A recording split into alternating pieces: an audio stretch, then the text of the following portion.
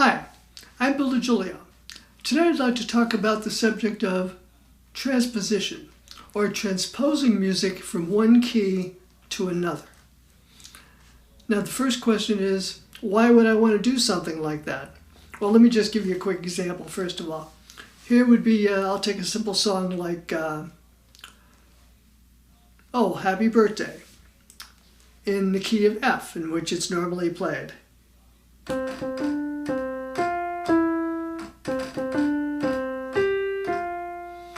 Now, what if that's not the key I want to perform it in? I want to play it in another key, like for example the key of B flat.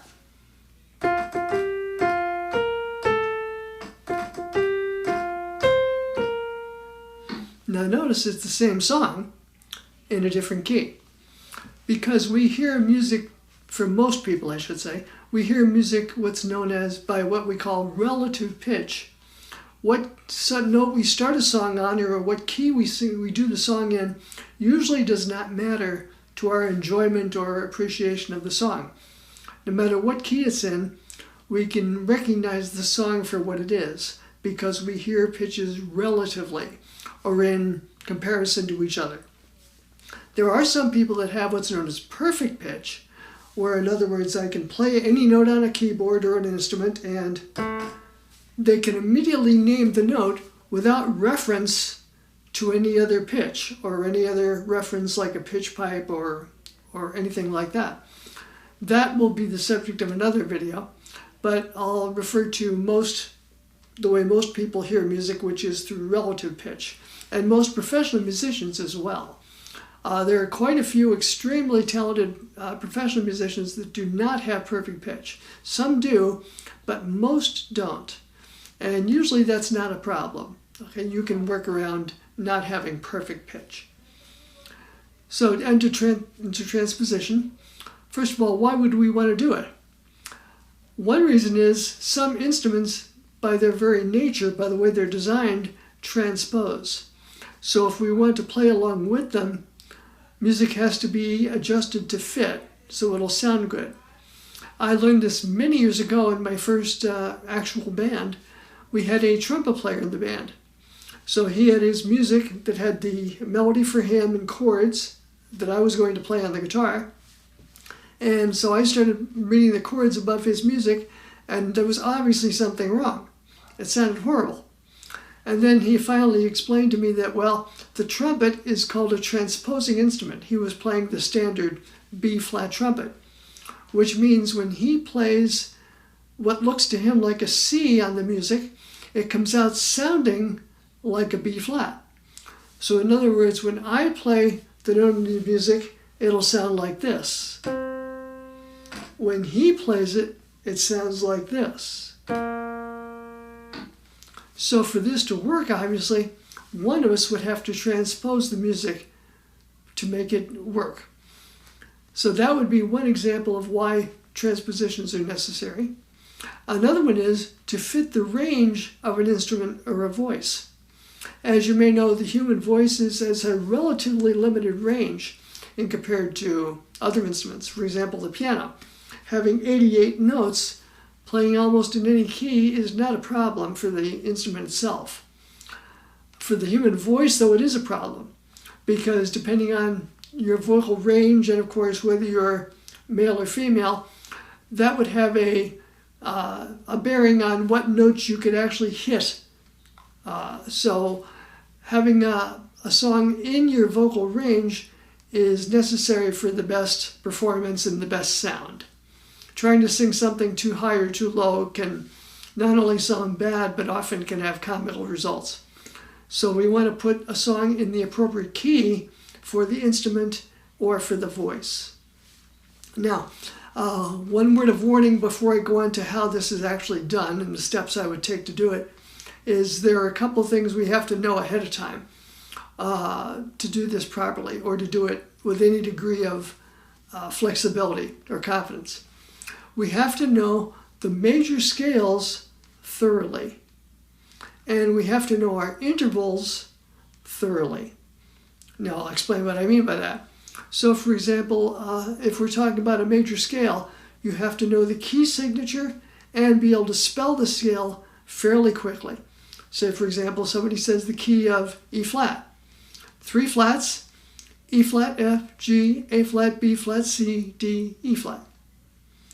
Key of A major, 3 sharps.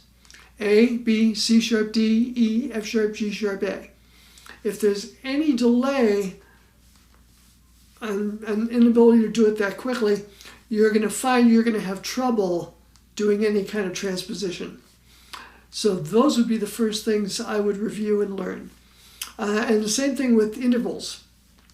If you are not sure, if someone asks you what's a perfect fifth above B flat, if you don't know it's F immediately, you're going to have trouble. Or what's a major third below F sharp, for example? You have to know that that's a D. So if you're having trouble with your basic intervals, then you have to, first of all, review those or learn them. Otherwise, these steps that I'm going to go into are going to be extremely tedious or frustrating. So that would be the first thing I would do. But let's say you've done that. Let's go on to some actual examples. And of course, refer to the graphics which will appear in the video as I'm speaking, as we go along. So the first thing we'll do is let's take a very simple song and transpose it using the methods I will describe. Let's take the first method, which is what I call by interval. So each note of the song that I'm going to take, I'm going to move it to another key by its interval. So for example, I'll take a whole step, for example. Let's say I'm going to play this with a trumpet player, and for me to play the same melody in unison with him, I have to transpose my music down, or my notes down, a whole step. So that would be the interval of a major second.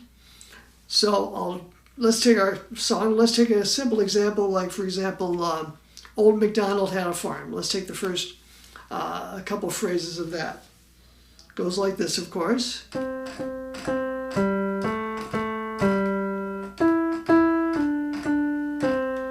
And you can see the notes as I've listed them on the graphic there. Now, let's move that down a whole step. The note C, a whole step down would be B flat, or 2 half steps. The note G, a whole step down would be F. The note A, whole step down would be G. And then, of course, G again down to F. The note E, down a whole step would be D. The note D, down a whole step would be C. And the note C, down a whole step, would be B flat. So now I've transposed my melody. Now I'll play it in the key of B flat.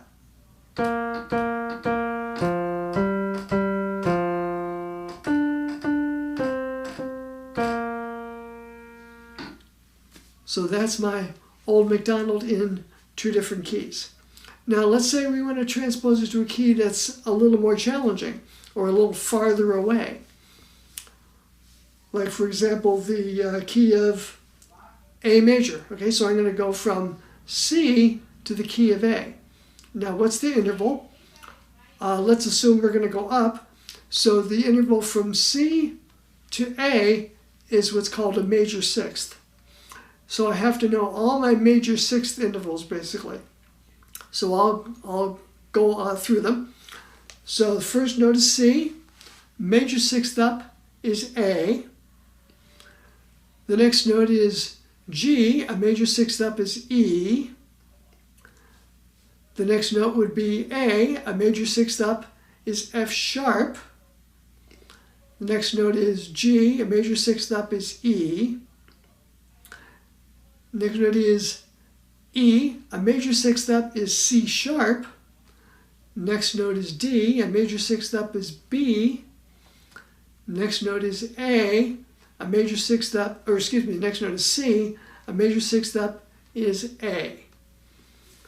So notice I'm transposing by interval. I'm picking an interval and taking each note, and I have to know the interval from that note to the next. Then, like I said, those are just something that has to be memorized. In another video, I can give a way of going about studying that and learning them. Okay, but that's a very, as you can see, a very useful skill. Now, there's another way to transpose too, which is sometimes used by itself or in concert with the interval transposition that I'm talking about. The second way to transpose is by using what's known as solfege, or referring each note of the melody to its position within the key. I'll say that in English. Let's say I'll take my song as I've been using, Old MacDonald.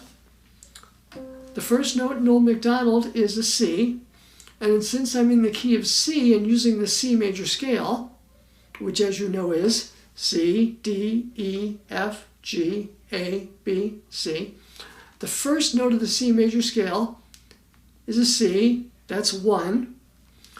So I'll put C1, 1, 1. The next note is a G, that's the 5th note of the C major scale, so I'll put a 5. Next note is a different note, it's an A. I'll make that's a 6, so I'll put a 6. Then G, 5 again.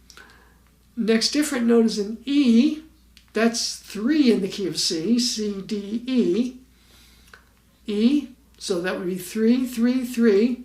D is 2, put 2. C is 1. Now notice how quickly I know these.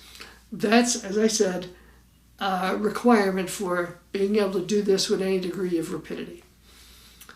Now, notice I have my letter names there, but also I have my numbers. Now this could be done using what are called solfege syllables as well, which is do, re, mi, fa, sol, la, ti, do. So in numbers, this song, Old MacDonald, would be 1, 1, 1, 5, 6, 6, 5, 3, 3, 2, 2, 1.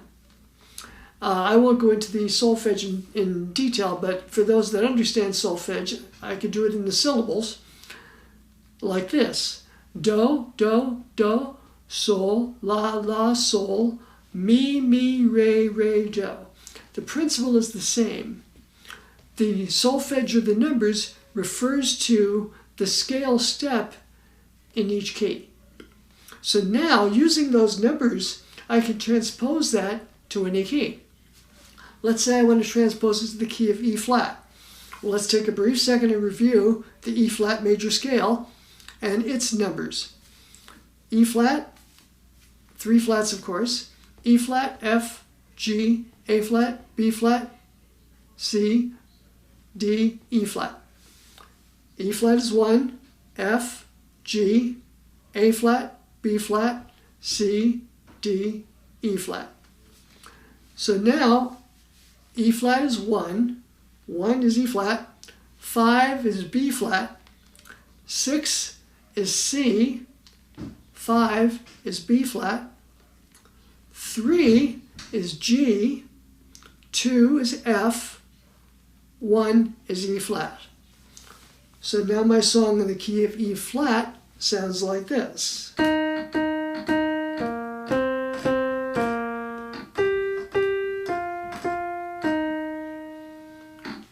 So by using the number or the solfege method, I transpose that song to 2 different keys, or to the key of E flat, I should say. Now, there are times, now I'll get into transposing chord symbols, because many times we don't have to worry about transposing the actual notes. Many times the singer or the other instrumentalist already can play the melody or whatever part they're playing, and we're going to accompany them on our guitar, keyboard, whatever. And so all we have to do is transpose the chords. Now we would use the same principles, obviously. We can transpose the chords by interval or by its position within the key. Now the only thing we keep in mind is when we transpose chords, whatever quality the chord is, we maintain that when we transpose. So for example, if it's a major chord in the first key, when we transpose that chord, it remains major.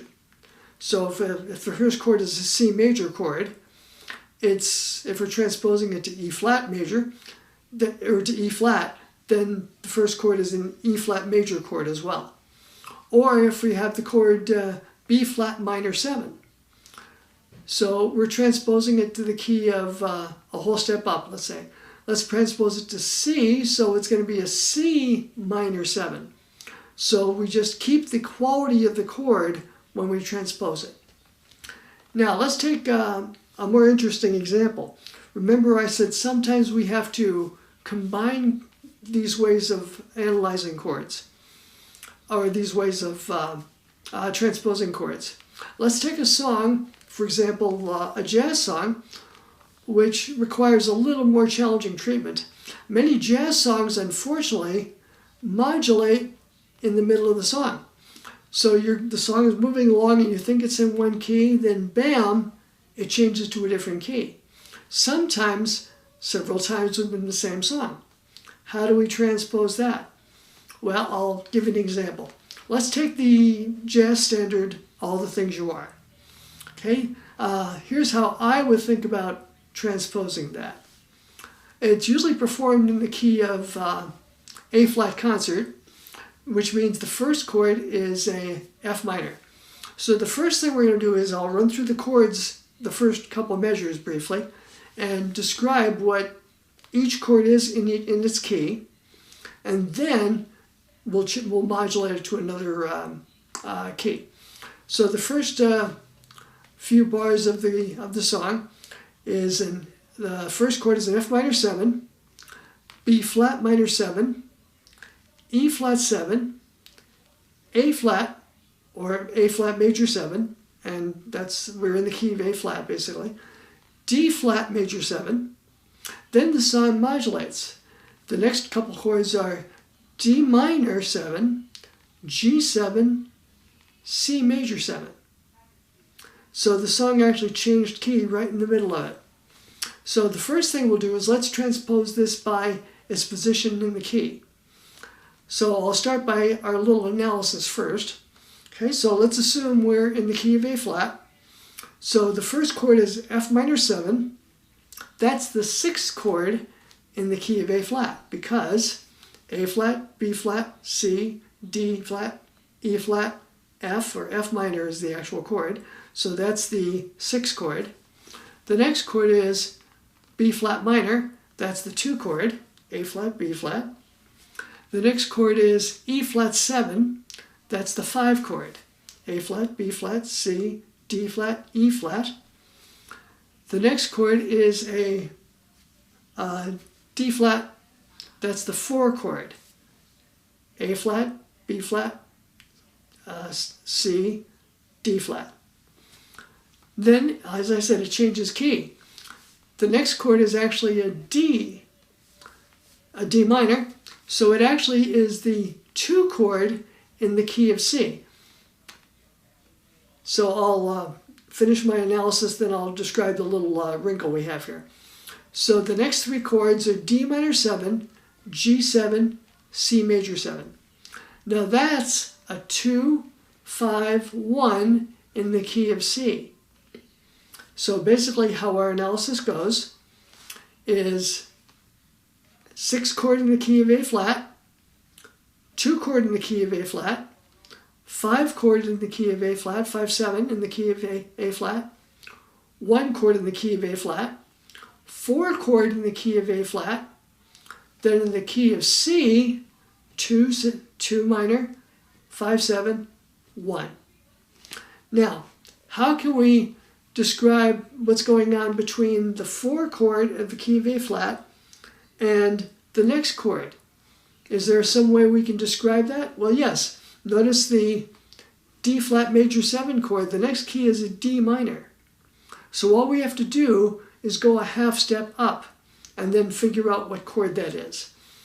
So, for example, if I'm on the key of D flat, for example, or if I'm on the D flat chord, I know the next chord in the song, I'm going to have to make it a minor chord and go up a half step. So whatever chord I stop on in my next analysis, that's how I'll get it into the next key. I'll use a little cheat there. Okay, so let's transpose this to the key of A flat, for example. Or the key of D major, for example. So just as a review, the key of D, 2 sharps. I'll spell the scale first. D, E, F sharp, G, A, B, C sharp, D. I'll name the chords within the key. D major 7 is the 1 chord. E minor 7 is the 2 chord.